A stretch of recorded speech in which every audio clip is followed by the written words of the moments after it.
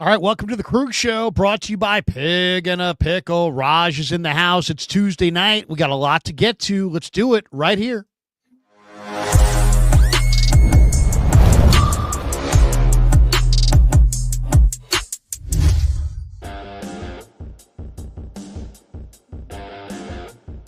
Welcome to the Krug Show, brought to you by Pig and a Pickle, the best barbecue in all of Northern California. Check them out. They're in Emeryville. They're in Corte Madera. They're open 7 days a week from 11 a.m. till 8 p.m. Pig and a Pickle. Go say hi to Damon and Mary. Get some brisket chili.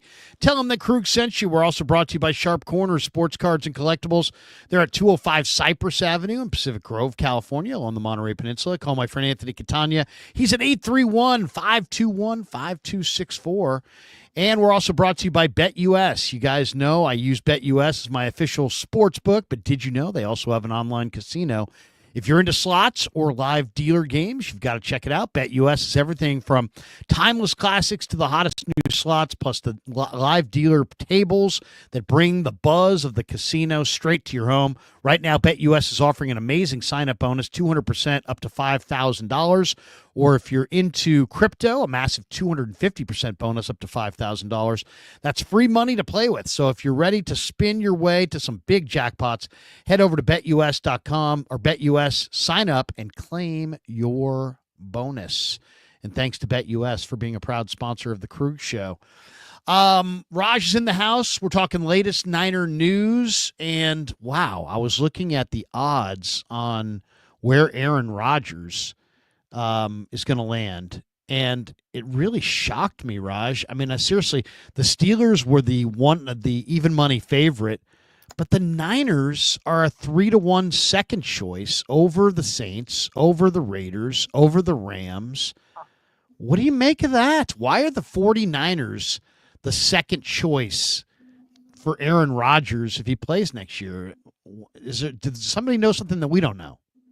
It's a good question, Larry. I think part of it is obviously the Niners are always in the headlines, and you just never know. I don't think it's that anybody knows anything, but I just think it's a team that could definitely use Aaron Rodgers because we don't know 100% what their backup plan is. Would they bring in Rodgers as a QB2? I know a lot of people are pretty much saying Brock Purdy's a done deal, but you just never know with the 49ers. So I feel like you throw it out there, you throw darts at a board. The 49ers during the offseason, they're pretty unpredictable a lot of times. So I just think it makes good headlines, I feel.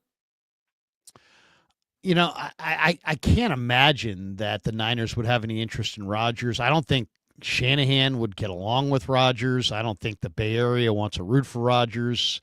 The Niners are all in on Purdy, I think, at this point. Are they not? Yeah, you're right. But I think the Niners are just, like I said, they're always connected to they're always going to be connected to the big name. As soon as a name gets out there, it's like, oh, T. Higgins, Niners are connected to him.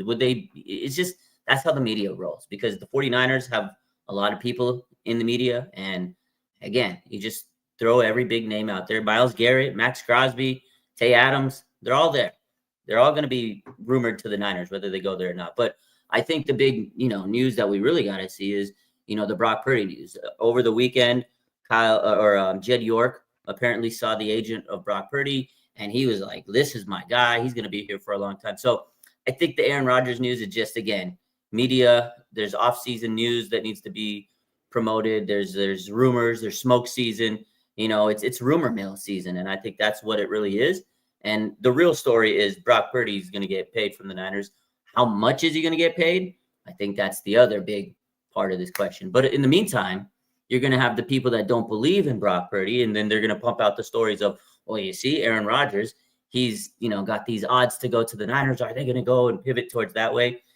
It's all about stories, and people need, clicks and views, especially during the downtime in the offseason when there's not a lot to talk about. So you have to make content, and I think that's kind of where we're at.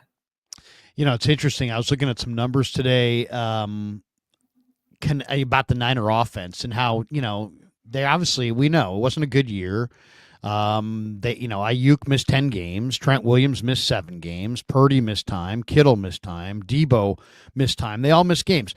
The top 6 49er players on offense missed a combined 36 games. Okay, that's a lot of games. And yet the Niners offense was ninth in DVOA. And if you say, well, is that an important stat? It is, because 7 of the top 8 teams ahead of them in DVOA made the playoffs. But what's really interesting to me, Raj, is that we know it wasn't a good year. Some people would think that Purdy regressed, though he did have some of his best numbers in some areas. But the Niners offense finished ninth in DVOA, ahead of Philadelphia, ahead of the Rams, ahead of the Vikings, almost dead even with Kansas City. What do you make of that? I mean, the Niners ran the ball well, even without CMC. J.P. Mason averaged 5.2 a carry. Garendo averaged 5 yards a carry.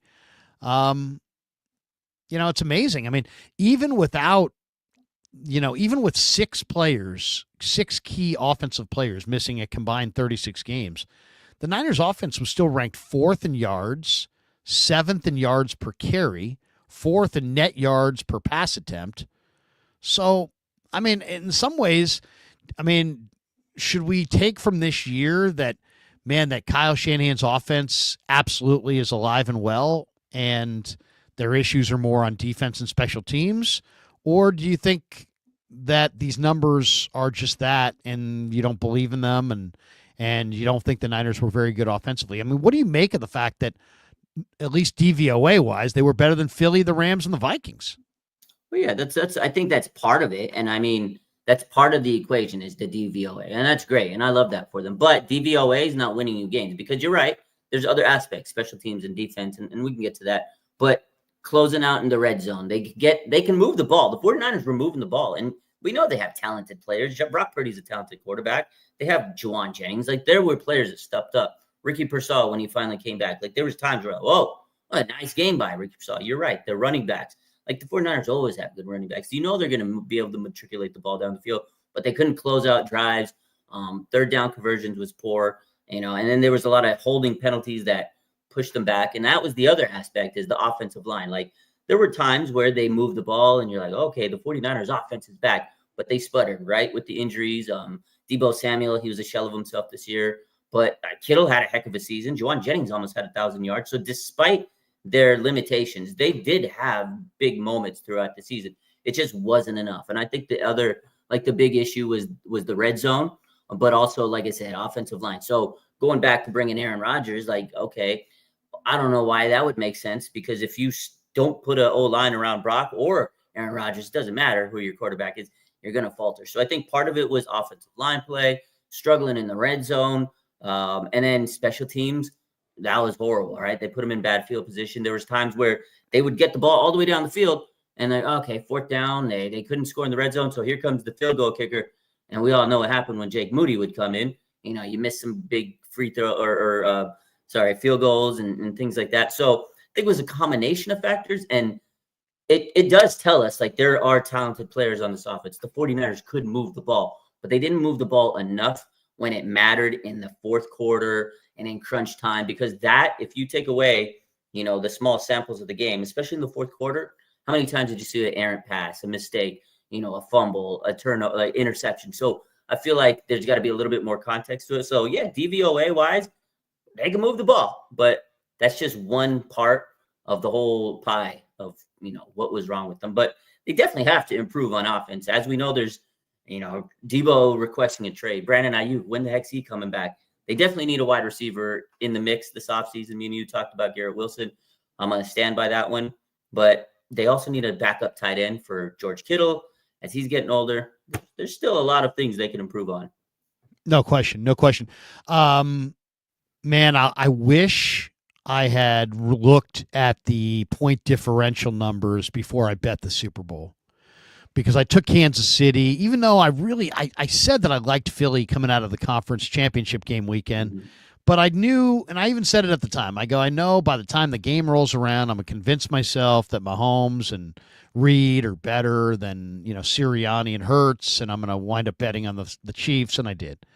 But when I was looking at the point differential, the Chiefs were plus 59, okay?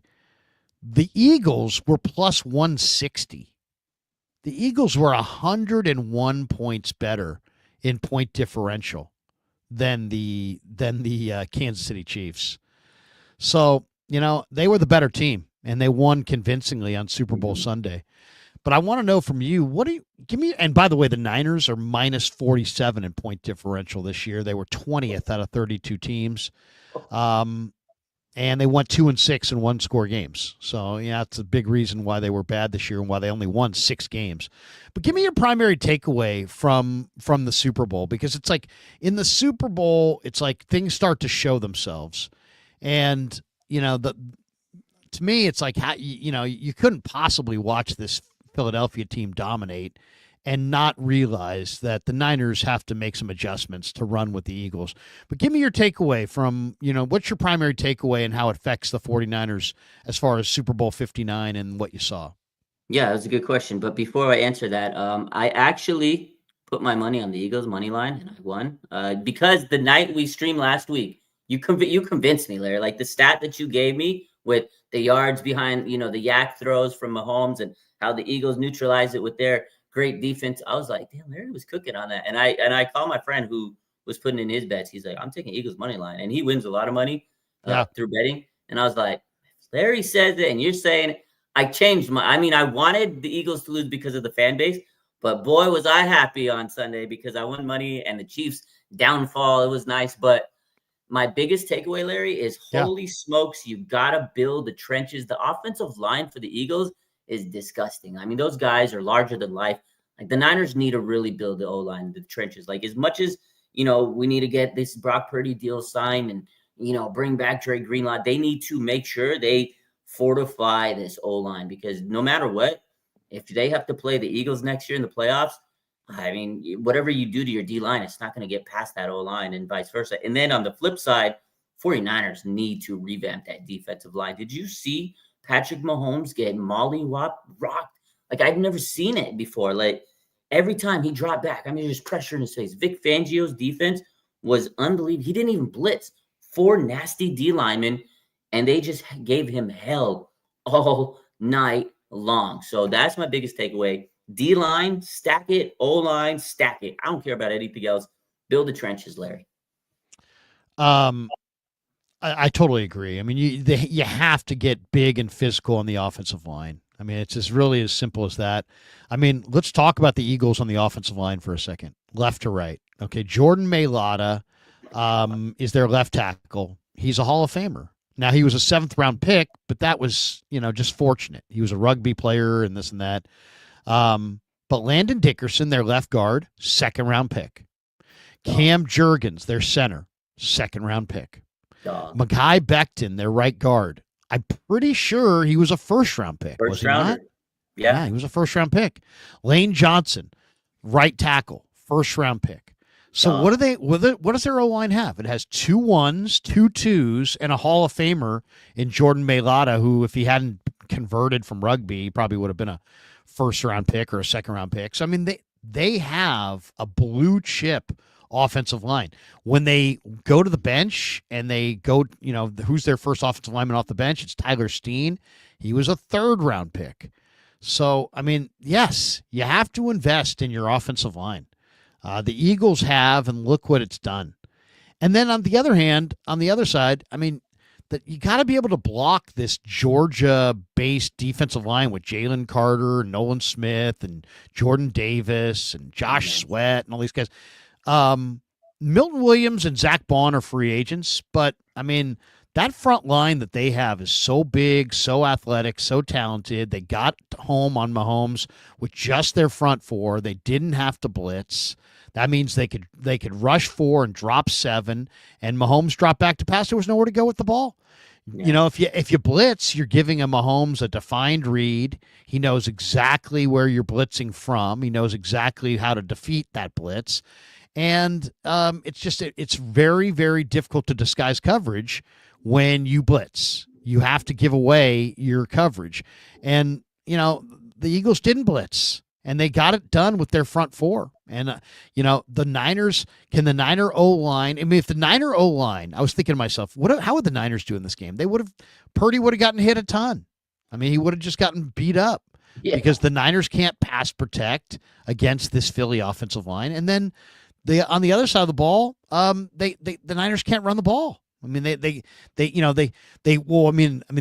other, not the other side of the ball, but the other aspect of football, passing and running. I don't think the Niners could run. I don't think the Niners could pass in this game. And then defensive line wise, I don't know that they could put a lot of heat on the quarterback against Philly's offensive line or Kansas City's offensive line. So you have to build up the trenches, O-line, D-line. And then the other takeaways, would Kyle Shanahan ever have a game where he wasn't running the ball effectively, but he still ran it 45 times or 67% of the game? I mean, that's what happened in this game. Philly didn't run Barkley effectively. Barkley was held to under 3 yards a carry. Spags did an amazing job shutting down Barkley, but Philly stayed with the run, 45 runs, 3 yards a carry, 45 carries for 135 yards. And to me, that's the one area where I'm a little skeptical. Would Shanahan have stayed with the run if they weren't running it all that effectively, like Sirianni did, like Kellen Moore did? Because that to me, you gotta run the ball sometimes, and 80% of the turnovers come in the pass game. And if you want to avoid turnovers and take care of the football, you're probably going to have to run the ball a good percentage of the time. And Philly they didn't run it well, but they ran it a lot.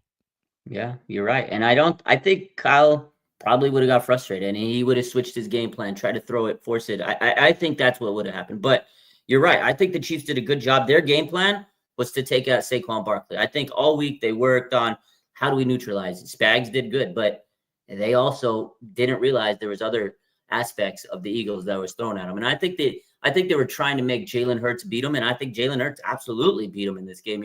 He made the throws when he needed to, but they were disciplined and they kept running the ball. It wasn't a lot. It wasn't like you said, 3 yards of carry for Saquon. But I think it tired down the Chiefs and they just were mollywopped. And then the defense of the Eagles put them in good position. They didn't have to go down the field too much because they were always in really good field position because of that defense. And then I think it mainly because the defensive line, the pressure, Jalen Carter, unbelievable. There's pressure all the time on Mahomes, and he couldn't escape the pocket. So he was throwing picks. They had him absolutely rattled. I've never seen Patrick Mahomes rattled like this, Larry. Like, it was surprising to me. Yeah, Cooper DeJean, the 49ers could have drafted, by the way. It was a leaked pick. I remember when the 49ers picked Purcell, but before he was picked, Mike Silver said the 49ers drafted Cooper DeJean. And for a minute, he was a Niner, but I digress. He had the pick six, like all that kind of stuff just snowballed, and the defense of the Eagles put him in good position all game, special teams. And it was all three aspects of the game. And I think the 49ers, if you watch their games, all three aspects of their football team were just abysmal. And that's what you said earlier. Like, was the offense really good or not? But of course, the offense struggled in the red zone, but special teams was bad. Run defense was poor. And I think if they would have played the Eagles, they probably would have got 40 dropped on them as well. So, but to answer your question, I think Kyle would have probably went away from the run game because he would have been frustrated and tried to force the throws, which the Eagles wanted you to, because when the Chiefs were throwing the ball, boom, interception. The other takeaway I had was that, man, I mean, yeah, the Eagles, there's three ways to build your team, right? You can make trades, you can sign free agents, and you can draft guys. And I just really believe that you have to build through the draft. Now, the Eagles did trade for Jahan Dotson, and they traded for A.J. Brown, but they drafted Devontae Smith. They drafted Mailata. They drafted Dickerson. They drafted Cam Jurgens. They drafted Lane Johnson. They drafted Dallas Goedert. They drafted Jalen Hurts. And on defense, they drafted Milton Williams, Jordan Davis, Jalen Carter, Nolan Smith, Nakobe Dean. They drafted these guys, Quinyon Mitchell, Cooper DeJean. Now, there's a couple guys in there. They signed C.J. Gardner-Johnson. They traded for him, I think, initially, and then they signed him this year. They traded for Slay. They signed Zach Bond as a free agent. They turned him into a all-pro player. They signed Saquon Barkley. They had a couple. They signed Mekhi Becton. But for the most part, they drafted their way to a championship. And that's what the Niners are going to have to do. They're going to have to draft their way. You're not going to sign your free agent. So, you might be able to sign a guy here or there, but that's just to augment what you already have in the draft. How do the Niners get back in the Super Bowl picture in your mind? How do they get back? What kinds of things do they need to do to get back in this mix? Because right now I was looking at the pro football, I was looking at PFF, and I was looking at ESPN and the different power rankings, the Athletic. They all have the Niners around 15. Out of 32 teams in the league, so they're middle of the pack. Everybody, Philly, Kansas City, Buffalo, Detroit, Baltimore, Washington, the Rams, the Vikings, the Packers, the Texans, the Buccaneers, the Chargers, the Bengals, in some cases the Broncos, are all rated higher than the 49ers in the initial power rankings before free agency and the draft start. So, I mean, I know the Niners I've seen people say, Myles Garrett, and that's great. And sure, I mean, if you're going to rush the passer with just your front four and not blitz, it would be nice to have Myles Garrett. But I guess my question I would ask is, are the Niners in the right spot with their roster to go all in on one guy who's in his 8th year? To me, it seems like, I know that's attractive, and I know it's an easier sell because everybody knows Myles Garrett's a great player. But it's kind of go back to the Javon Hargrave. I mean, it's like, yeah, we all celebrated Javon Hargrave, and then I'm not saying Myles Garrett's not is Javon Hargrave. He's quite a bit better. But you hear what I'm saying? It's like the Niners, I think they went all in on one draft pick over mass picks with Trey Lance, bombed that. They went all in on Javon Hargrave and depleted a lot of their depth. That bombed. And it's like, I don't know. To me, it's at this point, as many needs as they have, to me, even if you could get, push in front of every other team that's trying to trade with the Browns for Myles Garrett, even if you could make a deal that was somewhat palatable, you're still going to wind up trading probably at least one day 1 pick and probably at least one day 2 pick.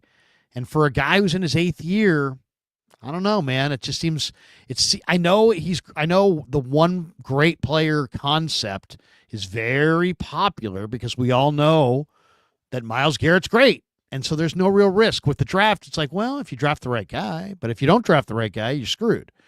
Yeah. So there's a failure rate in the draft. And the Rams did this. I mean, the Rams got close to a Super Bowl, bombed some picks, and we're like, screw that. We're not going to bomb any more picks. Let's go trade for Stafford, trade for Von Miller, trade for Jalen Ramsey. And they did that at the end, and they won the Super Bowl.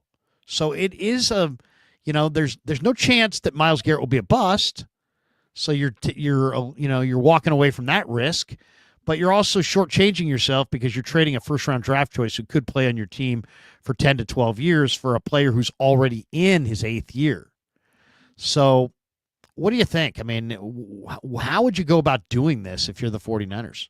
I think long-term, it makes more sense to draft the players and really develop. Like you said, look at the Eagles roster. A lot of them were drafted. The Rams, they hit amazingly on their defensive lineman picks. Aaron Donald goes into retirement, and it's like they didn't miss a beat on the D-line. It's amazing.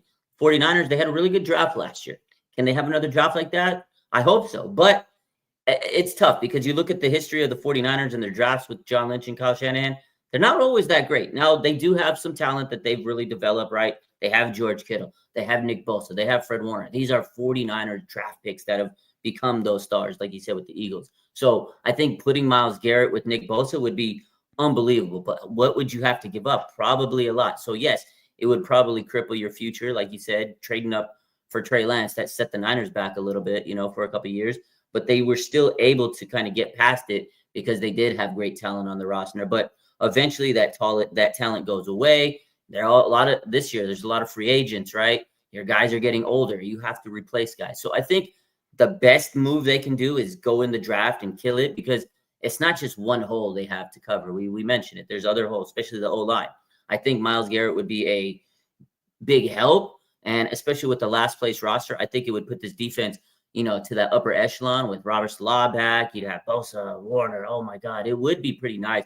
Diamond Lenore, Mustafa, who looked really good last year. I think it would be a top defense, but you'd still have holes on the O-line, because I don't know if you're going to be able to spend money to get that O-line fixed. And if you give up draft picks, you may not have the top first-round pick to get the O-lineman. And as you mentioned earlier, look at the Eagles O-line. They got blue chip, prospects on that line. So I think for sure, the short-sighted part of me, the fan of me is like, oh man, Miles would be great. And of course, I'd be absolutely through the moon, through the roof if they get Myles Garrett. But long-term, to build a team, to build a dynasty, they have to really develop it through the draft. If they can have another draft like they did last year, Larry, I mean, they're going to have studs and starters for several years to come. So it's a tough question because, yeah, Myles Garrett, we know what he can do.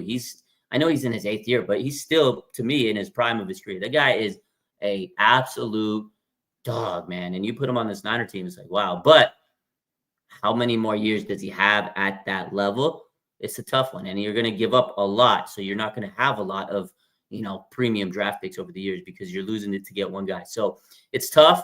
I'm happy with getting Myles, but I think the smart thing to do is invest in the draft, To me, if there was one team that I thought did it well, now they didn't go to the Super Bowl, but they had a good year, was the Green Bay Packers. I like the way that Brian Gutekunst built out the Packers. He does it almost exclusively in the draft. Now, they used to go 100% exclusively in the draft because Green Bay wasn't a big free agent destination until Reggie White signed there. Yeah. But this year, I thought they played their hand exceptionally well. They did it in the draft, except they decided to go into free agency for 2 good players. And they got 2 really good players.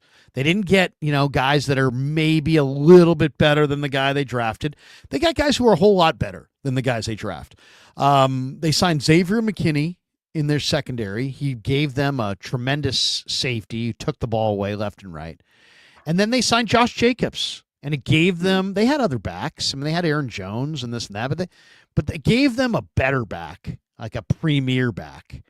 And yeah, they didn't make it to the Super Bowl, and they've got their own issues. And, we could talk about Green Bay's issues, but I like that approach. I like that approach of, go find 2 guys that you think really fit and go sign them.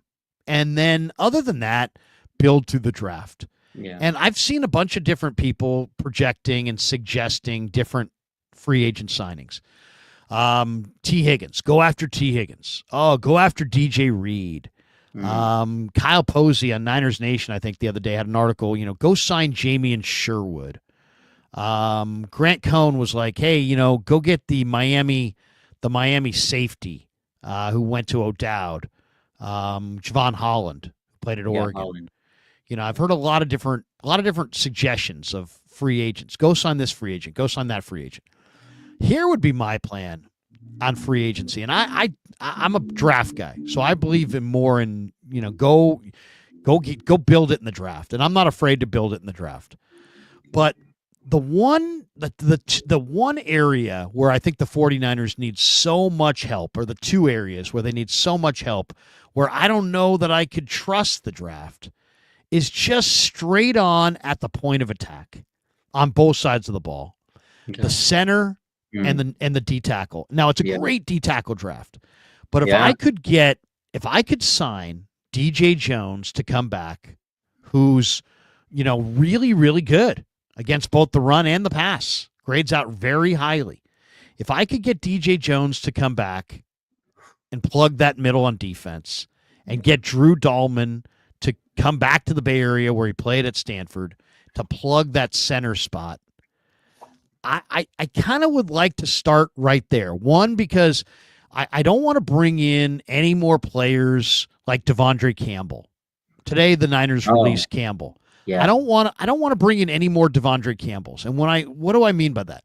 What I mean by that is I don't want to bring in guys who have bad attitudes and all kinds of sense of entitlement. I want to make sure that the guys that I sign in free agency are of the highest character, because you're asking them to come into your room and influence the rest of the room. And if they have a totally different, if they're from a different football culture, or if they don't fit in, it's a real negative. Jones, he's a great guy. Yeah. And Dahlman, is a really solid veteran NFL center, probably a top 5 NFL center. And I hearken back to Baldy, who told me last year, if you don't have a good center, you don't have a good line. Yeah. And I that's where I'd go. I'd sign Drew Dahlman if I could. I'd sign DJ Jones if I could. And the rest of the offseason I will do with trades or free or draft picks. And I'm not, but I want 2 free agents, and I want somebody who can help me run the ball in the red zone, on the goal line and in the low red zone. And I want somebody up front who can stop the run in the A gap, who I absolutely know is going to play hard and with their hair on fire. So that's where I'd like to start. I'd like to go with DJ Jones and Drew Dahlman. What do you think? I love those 2 picks. I think Dahlman especially that's a money pick, because center's a tough position to get. He's been in the league. He's been doing it. He's probably one of the better free agent linemen out there. And it's hard to really predict if a rookie at center is going to be that guy. I think eventually, it takes a little time. And Jake Brendel really took that step down this year. His first year at center wasn't bad. It was his first year starting in the league, and I was like, okay, not bad. But this year was just bad. It's a lot of miscommunication, and I think the center position is so vital to an offensive line. If that crumbles, everything else crumbles around you, and they really need to improve that. And I think getting a free agent like that would be the best case scenario, because if you look in the draft, you're not going to get a top tier center. And if you take a center over a tackle, which I feel like is that is the anchor of your offensive line. If you're going to take an offensive lineman in your first pick, you need it to be a tackle, because the 49ers, they have Trent Williams, who may be retiring in a year or 2. He's got maybe 1 more year left in those legs. And then on the other side, you got Colton McKivitz, who I think he's a good backup. He'd be a good swing tackle, but he's just not a quality starter, I feel. So you go get the center, and it allows you to go and draft the tackle in the draft in the top position. And DJ Jones, we know what he brings to the table. The Niners drafted him. He's a dog. He can stop the run. This guy's nasty in the middle. I wish we would have kept him a couple years back. But hey, no love lost. You did your thing in Denver. Now come on back, and we can, take care of business. Now, one guy I do love that I hope that they can bring, if they're not able to get one of those 2 guys, DJ Reed. That's another guy who was on the Niners. Now, it's not because I don't believe in Lenore and Renardo Green, but I think you can have another great cornerback, and then you can maybe move Renardo Green into the slot or DJ Reed into the slot, vice versa. So I think DJ Reed would be a very great addition to this defense, because we all pretty much see that, Charvarius Ward, writing's on the wall. He's not coming back this year. So you still need to get another corner, on this team. And I think DJ Reed would fit flawlessly, especially with Salah back. Go get your guy back to the defense. And, you'd have Lenore, Renardo Green, and DJ Reed as your starting cornerbacks. That's dangerous. I love Reed. He's super tough, super aggressive. One of the big stories today in Niner land is that Josh Williams, one of the Niners front office executives, interviewed for the Jacksonville GM job. And if Jacksonville hires him, I believe the Niners get, is it 2 third-round draft choices? Yes, you get 2 compensatory picks, 1 for consecutive. So you'd get 1 in 2026, 1 in 2027. Now that's incredible. Well, I guess first of all, somebody asked, why do teams keep stealing away the 49ers front office guys? Well, it's a copycat league. I mean, really, anybody who has success in the NFL, the Niners have had good rosters for the most part. And so there's a lot of people. And they've hired some pretty good people. Josh went to my high school. I know him well. He's a good guy, and he's a smart guy. He went to Columbia. But let me ask you this, Raj. Is this a equitable rule? Do you like this rule, or is this rule not a good rule? And the reason I ask is because the 49ers last year during the Super Bowl, you remember early in the week, they actually were getting some people criticizing them for overutilizing or I guess people were suggesting that the Niners were hiring minority candidates, promoting them through their system and allowing them to get hired away so that they get the 3rd-round draft pick compensation that the league has mandated. I mean, even if that were the case, let's just take it for the, on the surface level and just say, okay, they're doing this for that reason. Okay. Is that the worst thing? I mean, if the 49ers are hiring minority front office people and promoting them and seeing them get hired away by other teams, Rand Carthon, the guy who went with Peters to Washington, and now maybe Josh Williams, and then and others. I mean, you've seen Mike McDaniel and Robert Saleh, and I mean they've gotten lots of different guys. They've gotten draft picks for them departing.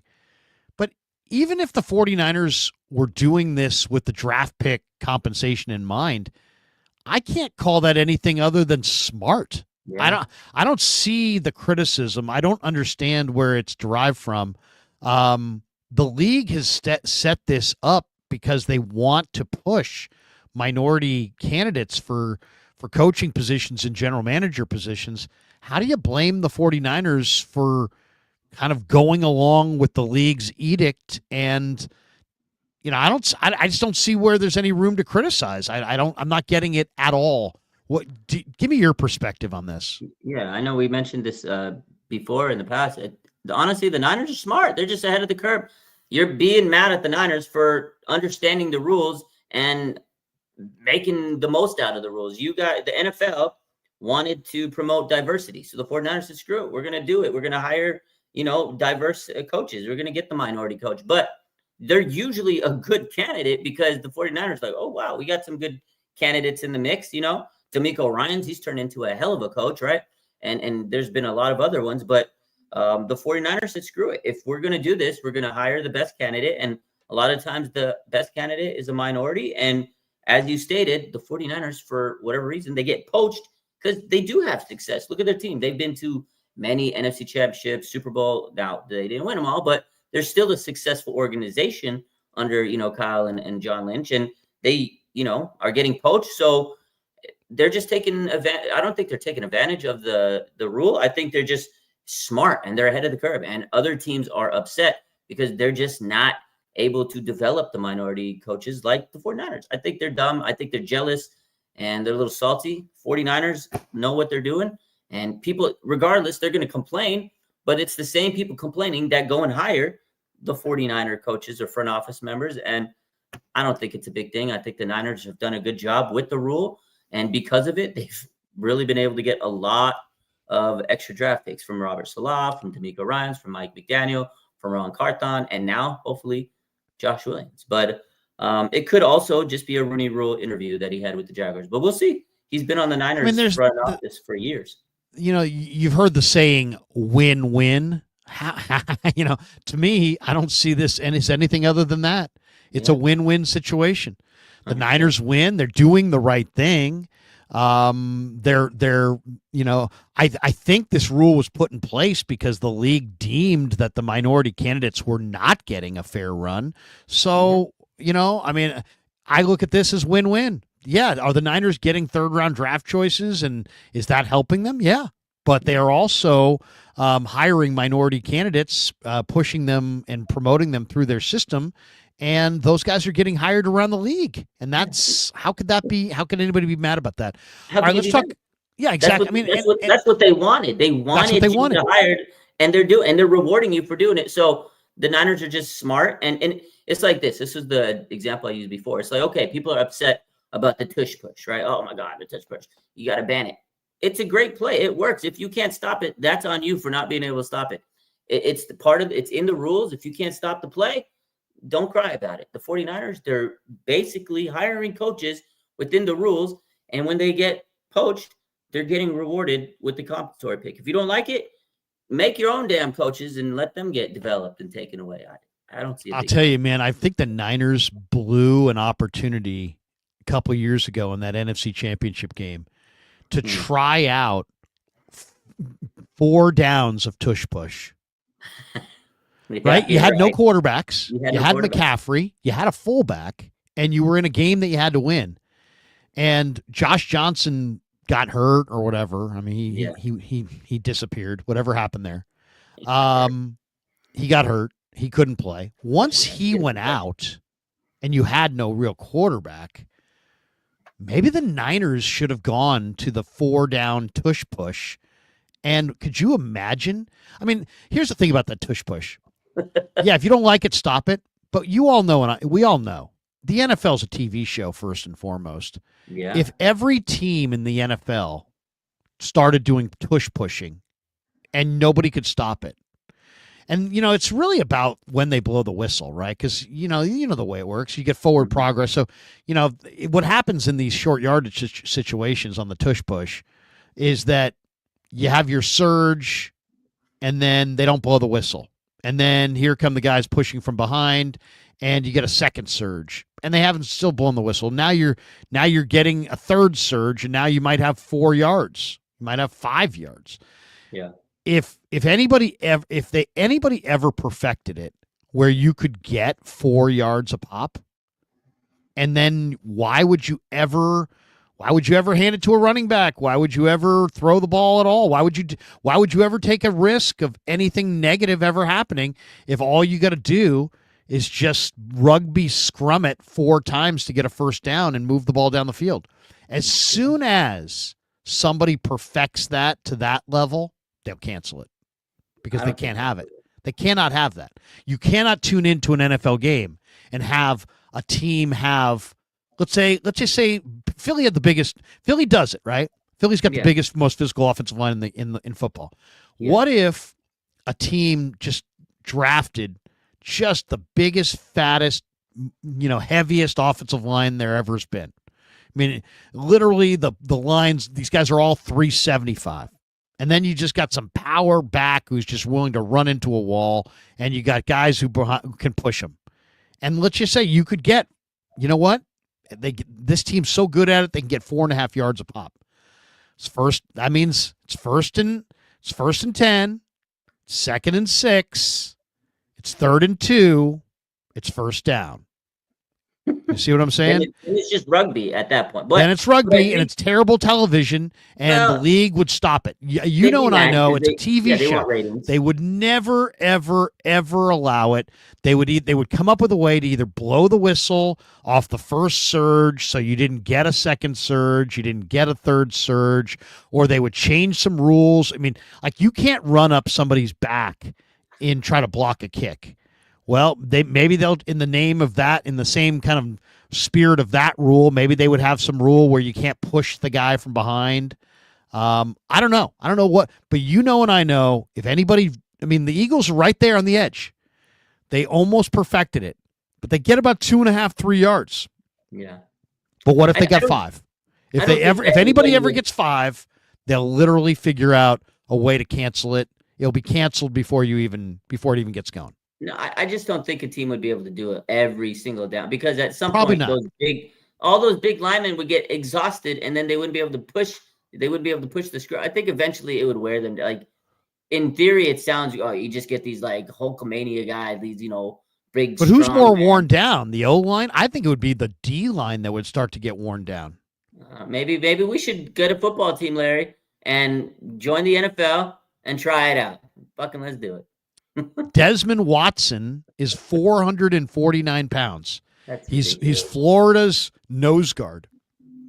Get him. Play him at center. We have a 449-pound center. We have a 380-pound left guard. We have a 350-pound right guard. We have a back who has really strong legs and unbelievable contact balance. We got a fullback, and we got big physical tight ends playing receiver, and they're going to push from behind. Come stop it. I mean, as soon as somebody gets 4 yards a pop, the NFL is going to rule against it. I don't. It would be terrible to watch, and that's why they would rule against it. They would figure out a way to just be like, no, can't have this. Could you imagine if a team went 100 yards on the tush push? Be awesome. Be amazing. You want to see rugby, don't you? Go watch some rugby this offseason. I don't want to see it, but I kind of want to see it just to see how everybody would react to it. It would be crazy. It would be crazy, and there'd be rules changes and articles, and it would be the talk of town, and oh my God, it would be amazing.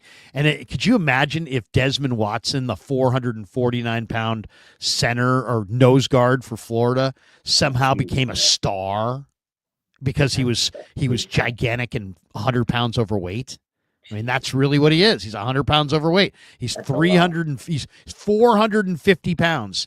He's probably should be at 350, but he's at 450. That's crazy. I mean, it's an amazing thing. It's just something fun to talk about. All right, Deebo Samuel, he wants out. That happened this weekend. Where's he going to wind up, Raj? And what are the Niners going to get in return? And how have we gotten indications already from the Niners of what their plan is here? What do you think? Yeah, good question. I think there's been a lot of talk on this situation. Obviously, Deebo requested a trade, according to Adam Schefter, at the players' exit meeting. Like, that was crazy. To me, I saw the writing was on. I didn't think it was surprising that the news came out. I was like, oh, okay, I kind of saw that coming. But the fact that he said it was during the players' meeting, because that day when John Lynch addressed the media, he said, we're not getting rid of Deebo. We're not in the market of getting rid of good players. Now, if you think about that, we're not in the market getting rid of good players. Maybe they don't value Deebo as a good player anymore now that the trade values, trades up. But I don't think his value is that high, especially after last year, the injuries, he's getting older. And the 49ers, I think, were the team that was able to maximize his value because the way they utilize him in the offense, the versatility and stuff. I think maybe a 4th-round pick at best, the 5th-round pick you're probably getting for him. I think he's going to, I think it was the nice thing for the 49ers to announce that and say, yeah, okay, we've let him request a trade so he can test the market. I think he was going to take a pay cut from the 49ers, or they were going to ask him to, kind of like Armstead last year. And I think he was like, look, I don't want to take that big of a cut. Let me go find a team to trade me. If they take me, cool. If not, they'll do the post-June 1st cut, and then he can go sign somewhere. But I do think they'll trade him eventually. There's teams that are probably thinking, oh, we can use him, Denver comes to mind. I think he's been kind of hinting towards that. He was on Bleacher Report saying something about Denver. He likes them. The Patriots desperately need anybody on offense. I could see him going to the Patriots. Drake May needs a weapon. And Kendrick Bourne plays in New England. Those are two guys that are really good friends. I can see Kendrick Bourne trying to recruit him over there. And Miami, that's a team that Mike McDaniel, when he was with the 49ers as the OC, Deebo has some of his best times there. So to me, he definitely played hard in the Miami game in the second half of the year. He did. I think those are to me, the top 3 teams would be those. There's a lot of teams that you're going to hear rumors for. You're going to hear the Ravens. You're going to hear the Steelers, anybody in the AFC North, basically. There's a lot of teams. But to me, the top 3 destinations that I think would be the Patriots. 49ers tried to trade Ayuk to the Patriots. Denver, I think, is a landing spot because of, like I said, he's kind of shifted towards that route. And then Miami with Miami Mike. But there's a lot of options there. I think another team that might be a dark horse, young team that's trying to improve with the young quarterback, Bryce Young. I think the Panthers. He's from South Carolina. I think that would be, home cooking for him. Might be a destination. And he's got his good friend Xavier Legette over there. I could see him going over there to be his mentor. So there's a lot of options for Deebo. I think they will trade him. They've been trying to trade him for the last couple of years. And, it's the end of an era. What are they going to get? Maybe a 5th-round pick. I think the best case scenario would be a 4th-round pick. That's if we're being nice here. I think they'll get like a 5th-round pick for him. So there was a pretty good article by Kyle Posey on Niners Nation about, the different options. And he says there's numerous outcomes. He says, let Deebo play out the final year of his extension. Okay, that's not happening. No. Release Deebo with a post-June 1st designation and save roughly $17 million over the next 2 seasons. Now, that sounds realistic or reasonable. Trade Deebo ahead of the NFL draft for compensation to use in this year's draft. Wait to trade Deebo during training camp or early during the regular season, to a team missing out on a wideout or get somebody hurt. I think that when John Lynch said we're not in the business of giving away players, I think he basically kind of showed his hand there. I think that he basically would rather take a $15 million cap hit and trade Deebo and get some compensation back than just let him walk and not get any draft compensation back. That's the vibe I get. And it's interesting. I was looking at some of the odds on it. Washington is the betting favorite. Yeah. Washington is the betting favorite, and they've got Adam Peters. Yeah. But, some people have suggested Jacksonville because maybe Josh Williams will be there as the general manager. Philadelphia because he was I mean not maybe he was wearing that He Philly was jersey, wearing and the AJ Brown, yeah. he seemed like he wanted to be on the Eagles this week. I mean, the way he was celebrating their win, the way he was talking to AJ Brown. I mean, if you told me, I would say he looks like a guy who wants to be on the Eagles and wants to take less to be on the Eagles. I don't know about that. We'll see. Baltimore tried to trade for him last year. Yeah. There's the Raiders who have Pete Carroll and Chip Kelly and no receivers. Yeah. You mentioned New England. They have no receivers. Denver, for whatever reason, I think could be a fit because he had it on his story and himself in a Denver uniform. Yeah. He's like, hey, this looks tough. So, there's always Denver. I do think it's going to be, not much. I mean, I'm thinking it's like a 5th round pick. I know people have said 3rd. I don't think that's realistic. I think it's more like a 5th round pick. We'll see. Yeah. We'll see. But that would be, if you said make a prediction, I'll say the Niners trade him for what, if they get just a single pick, I would guess it would be a 5th round pick. Yeah. Let me ask you this, Raj. If the Niners came to you and said, Raj, you're Mr. 49er. RSF 49ers is huge on IG, huge on YouTube, huge on X. You travel to games from time to time. You went to Green Bay, for crying out loud. Yeah. Raj, we are going to give you one move this offseason. Huh. What's your one move? You get one move you can make this offseason. What is your one move? I said earlier we got to be a free agent. It could be a trade. It could be a draft pick. Can't be unrealistic. You can't say, I'm going to take, I'm going to take Cam Ward in the 7th round. Now it's nothing like that. It's not that he's not going to be there in the 7th round. So you got to go with something, either a realistic draft pick, some kind of a realistic trade, or some kind of realistic signing. What do you think? Okay, this is the move I'm doing. I know we talked about DJ Jones earlier, but one guy we didn't mention, and now we have the connection. We got Gus Bradley as a defensive assistant on the 49ers defense, right? So now, Gus Bradley can make the call and go get DeForest Buckner back on the 49ers D-line. Send it in. Redeem yourself, John Lynch, and go get me Defo. That's my one move, and everybody's going to be happy. Are you kidding me? You want to talk about building that defensive line? Go get Buckner back, and everybody's happy. That's it. That's my one move. Wow. How old's Buckner right now? He's like 30, 31. 31. He's still good.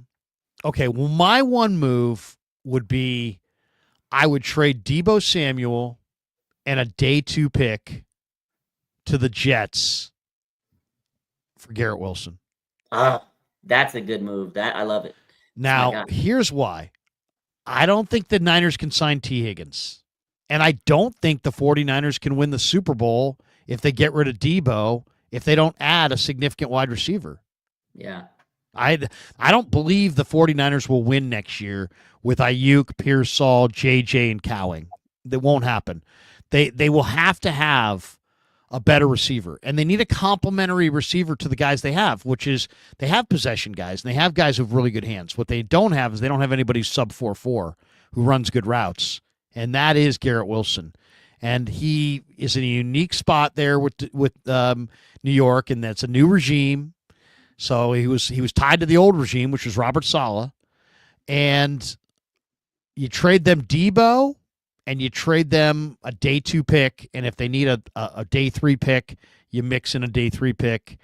But that would be my deal: Deebo and a 2nd, or Deebo and a 3rd and a 5th, or something like that, to the Jets for Garrett Wilson. I love it. That's you know what? If I didn't go with my heart, that's probably the second. You like that one, huh? I like that. You know what? You get rid of Deebo because obviously he wants out. You send him to New York. Let him be the star over there. They got a whole new coaching staff. Whatever they're gonna do, he could be part of that. He needs a fresh start. I don't care where he goes. And Garrett Wilson, are you kidding me? He's your wide receiver 1, and he's a young wide receiver, still on his rookie contract. Do you know he's never had less than 1,000 yards in his season, in his 3 seasons. The guy is an absolute dog. In the first year, they had Zach Wilson throwing him the ball. That guy's good. Yeah. Yeah. I mean, there's no question.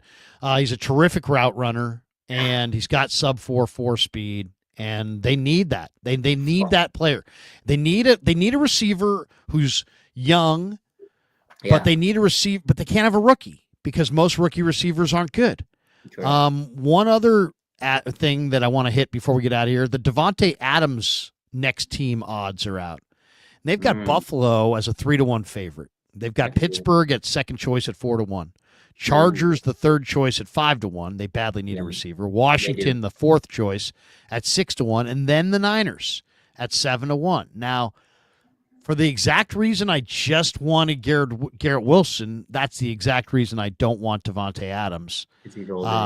He just doesn't. To me, you can't have an entire receiving core of guys who are great route runners but don't really have any kind of speed or vertical ability to get down the field. You got to have complementary pieces.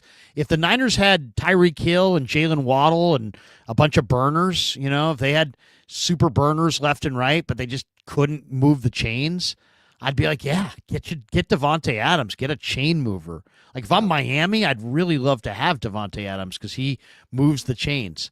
But if I'm the 49ers and I already have Juwan Jennings and I have Ricky Pearsall, I need an X receiver that can make plays in the deep part of the field and is a good route runner and is ready to contribute like right away, like next year, not in like a year or two. Like he's got to be able to play well next year. Garrett Wilson's the guy I'd go with. Yeah, I like that because the two receivers they drafted last year are already young guys. We don't want another one of those guys that's unproven. And I think with Davante Adams, I think the best case scenario for him is probably the Chargers because they got Ladd McConkey, but nothing else.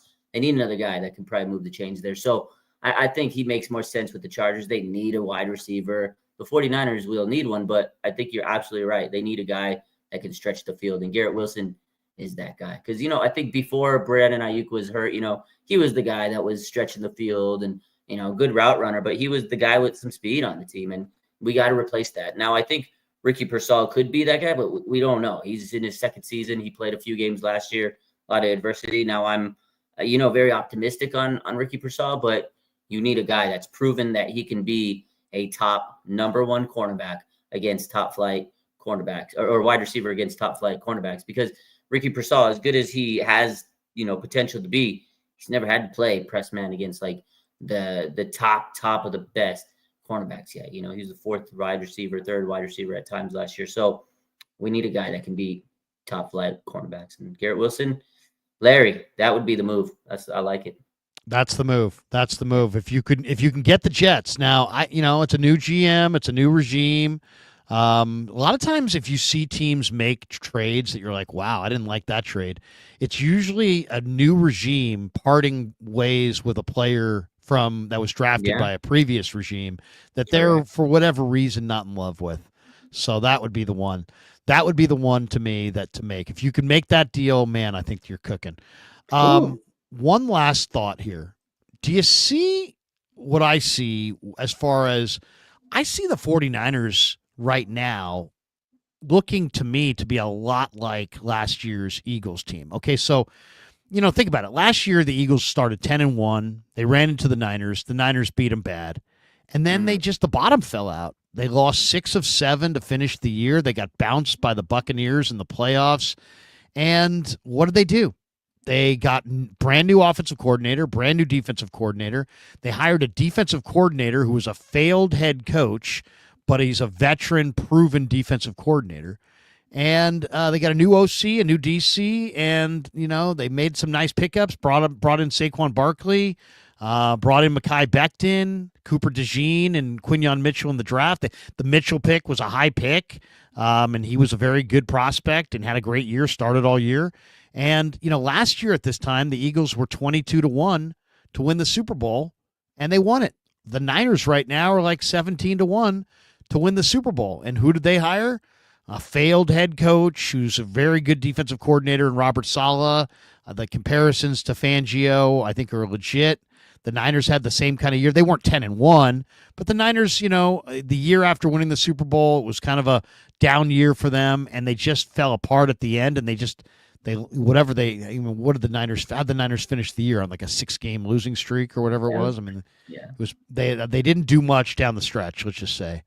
But Yeah, no. like the Eagles brought in Fangio and Kellen Moore, the Niners have a new offensive coordinator. They have a new defensive coordinator. They have a new special teams coordinator. Now they need a good free agent, an impactful free agent signing period, a really fruitful draft, and maybe they could be the Eagles of next year. What do you think? I mean, that's what we all want because the Eagles won the Super Bowl. So, of course, we all want them to be the Eagles of next year. And I mean, I get what you're saying, though. They've revamped their head coach or their coaching staff, just like the Eagles. And I think the Salah, Vic Fangio parallels is a good take because I kind of was thinking this the other day after I was like, man, look what the Eagles did. They took Vic Fangio. He came in and he just fixed that entire defense, right? And that's what we're hoping Salah can do. I think it's definitely something to hope for. We cleansed this team of Nick Sorensen, Brian Schneider. We brought in some new, coaches. We're hiring Clay Kubiak, which they haven't officially named, but he's supposed to be your OC. So I think that in that sense, so far it's following that blueprint of the Eagles cleansed their coaching staff and they added better assistants, to help Sirianni out.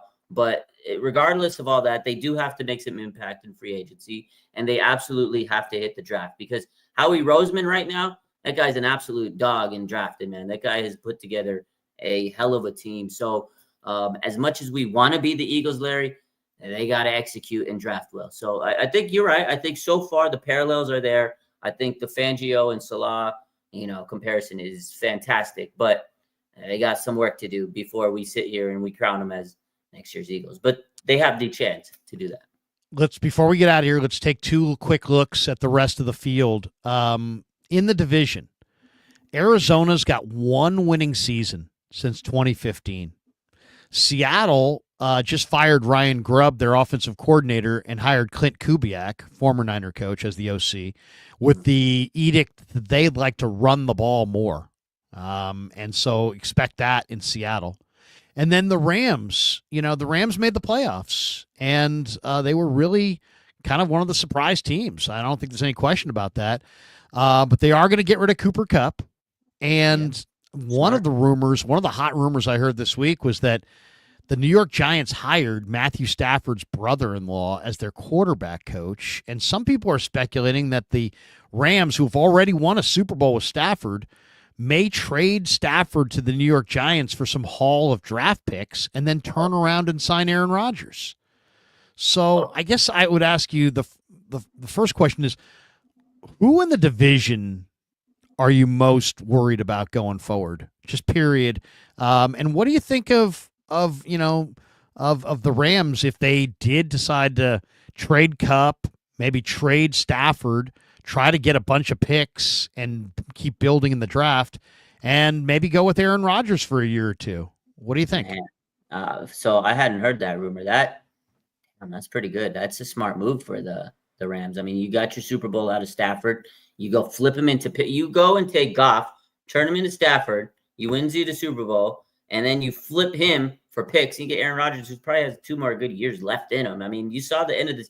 Once he kind of got his bearings back, second half of the season, I know the Jets didn't play good, but he was still cooking, as a quarterback. He put up good stats. I think he still could play well with the Rams team. They have Puka.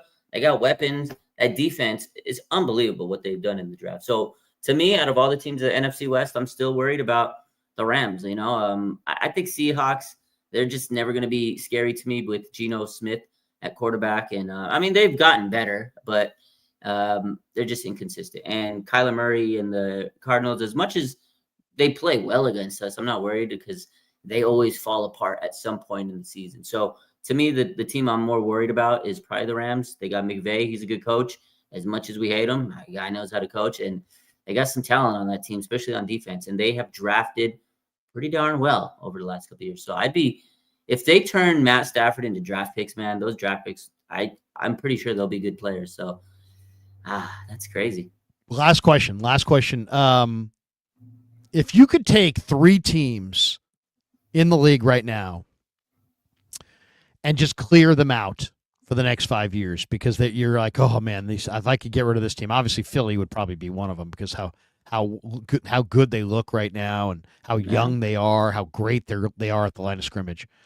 But let's just say Philly was one of them. It doesn't have to be. It could be any 3 teams.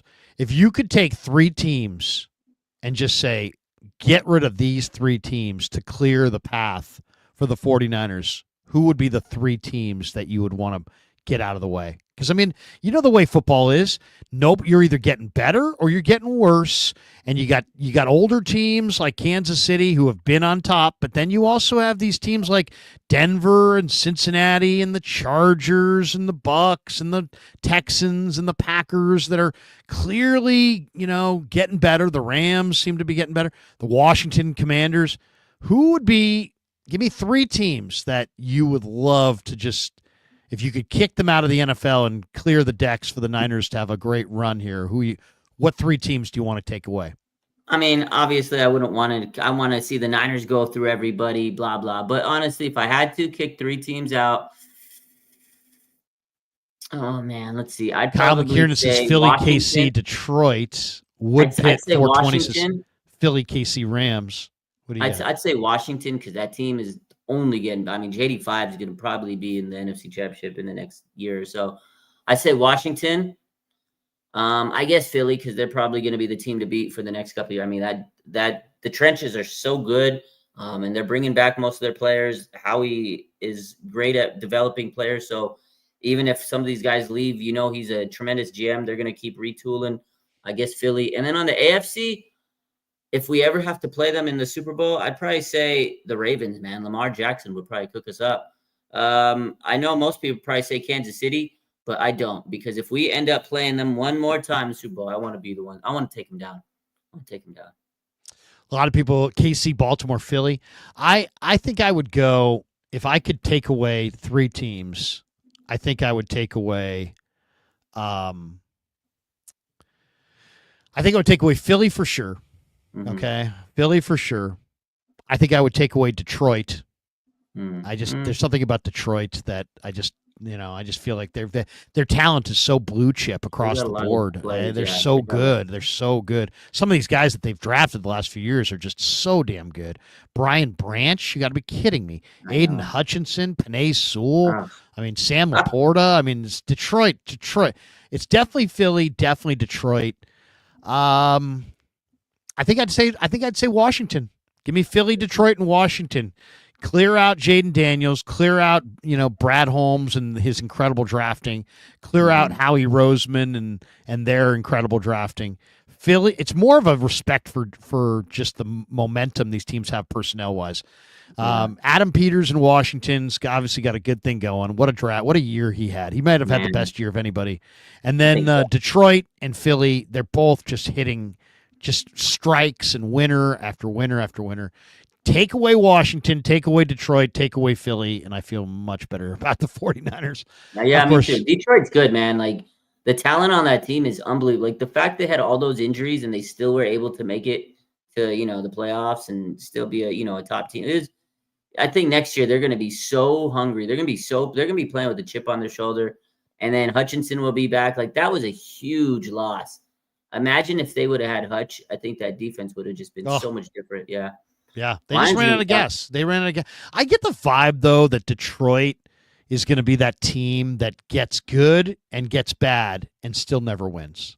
I think so, too. And I think a lot of it, too. They lost their 2 good coordinators. And like 5 other coaches. They lost like 5 coaches. It's going to be tough to rebound from. Like, because look at the Niners. They would lose their coaches, and you can see the drop-off on – it's not that the Lions are not going to have talent, but you need to have good coaches. And to replace all those coaches, it's not easy. Dan Campbell is really going to have to be in his bag and show us that he's a great coach, because I know he had good coordinators, and it's not always the coordinators, but those coordinators he lost and his coaches, it's a lot to recuperate from. So I think Dan's really going to have to step up and show us he's a great coach. But I mean, the talent, Gibbs and, Amon-Ra, and they got some dogs on that. Dude, they're just hitting absolute perfect in the draft. I mean, great players. Yeah, and you know what, you said something earlier, and I wanted to kind of debated a little bit. But I mean, I agree with you generally. You're like, hey, if you go offensive line, you got to go tackle, not guard.